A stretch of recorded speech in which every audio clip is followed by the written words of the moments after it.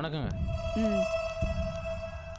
ஏன்பா மா இந்த இலக்கட்டை பரிமாற இடத்துல கொண்டு போய் வைப்பா. சரிங்கம்மா. மா என்ன கேன்லாம் எங்கம்மா இருக்கு? எல்லாம் ஸ்டோர் ரூம்ல இருக்கு, போய் பாருங்க. சரிங்கம்மா. என்னக்கா ஒரே பரபரப்பா இருக்கீங்க? என்ன பண்றது தெய்வானே, இன்னும் கொஞ்ச நேரத்துல மாப்பிள்ளை வீட்டுக்காரங்களாம் வந்துருவாங்க. நிச்சயதார்த்தம் முடிஞ்ச கையோட எல்லாரையும் பந்தியில உட்கார வைக்கணும். இன்னும் சமையல் வேலை ஒண்ணு கூட நடக்கல. எனக்கு பதட்டமாவே இருக்கு தெய்வானே. அத பத்தி ஏன்க்கா கவலைப்படுறீங்க? சமையல் வேலை யாரும் பாத்துக்கிற மாட்டாங்க. பொண்ணு ரெடி ஆயிருச்சா? அவ ரொம்ப நேரமா உள்ள உட்காந்து மேக்கப் போட்டுக்கிட்டு இருக்கா. சரி சரி, சீக்கிரம் ரெடி பண்ணி சபைக்கு கூட்டிட்டு வாங்க. சரி தெய்வானே. ஆமா, கூல் ட்ரிங்க்ஸ் எல்லாம் குடிச்சியா? கொண்டு வர சொல்லவா? அதெல்லாம் ஒண்ணு வேண்டாம், நாங்க குடிச்சிட்டோம். மத்த வேலையை முதல்ல பாருங்க. அக்கா அக்கா, என்னப்பா? நம்ம சமயக்காரங்க வண்டி ஆக்சிடென்ட் ஆயிச்சாங்கா. என்னப்பா சொல்ற?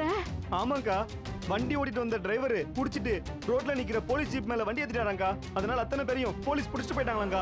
ஐயோ, இப்ப என்ன பண்றதுன்னு தெரியலையே.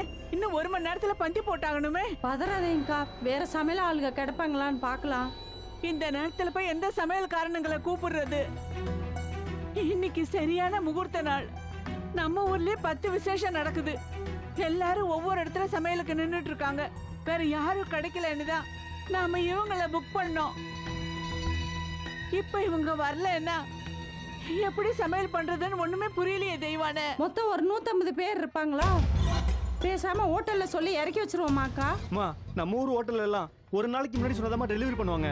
இப்போ சொன்னா கண்டிப்பா பண்ண மாட்டாங்கம்மா. ஐயோ, என்ன பண்றதுன்னு தெரியலையே. போச்சு, எல்லாம் போச்சு.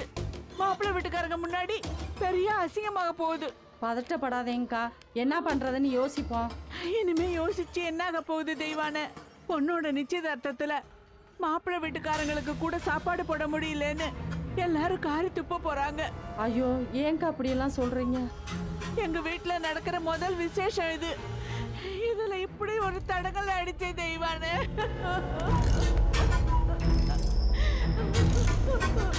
ஐயா கருப்பா, நான் உனக்கு என்ன குறை வச்சேன்?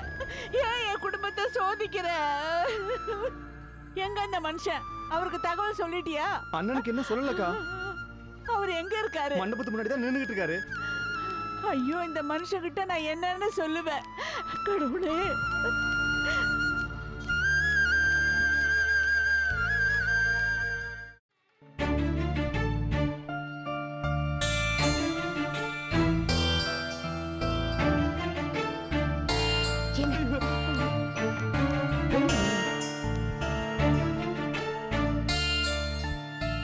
சரி, இப்ப பந்திக்கு என்ன பண்ண போறாங்களா? அதாங்க தெரியல. என்ன பண்றதுன்னு தெரியாம தவிச்சு போய் நிக்கிறாங்கங்க. பாவங்க அந்த அக்கா. வீட்டோட முதல் விசேஷம்னா அம்பட்டு ஆசையா எல்லாம் பண்ணியிருக்காங்க. இப்படி ஒரு பிரச்சனை வரேன்னா அவங்க கொஞ்சம் கூட எதிர்பார்த்திருக்க மாட்டாங்க. ஏமா இப்படியே வருத்தப்பட்டுட்டே இருந்தா சரியா போயிருமா? பிரச்சனையை சமாளிக்கிறதுக்கு என்ன பண்றது ஏது பண்றதுன்னு யோசிப்போம். நாம என்ன பண்ண முடியும்? இன்னொரு 10 நிமிஷம் வெயிட் பண்ணி பார்ப்போம். சாப்பாடு ரெடி ஆனா பக்கத்துல ஏதாவது நல்ல ஹோட்டலா பார்த்து நல்ல மூக்கு பிடிக்க தின்னுட்டு வீட்டுக்கு போயிட்டே இருக்க வேண்டியதுதான். என்னங்க நல்லா இருக்கு மாமா நீ சொல்றது?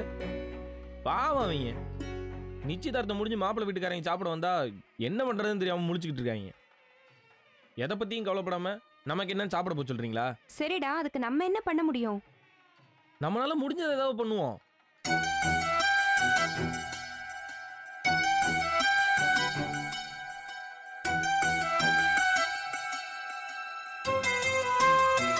மா, நீ சமைச்சிடுறியா?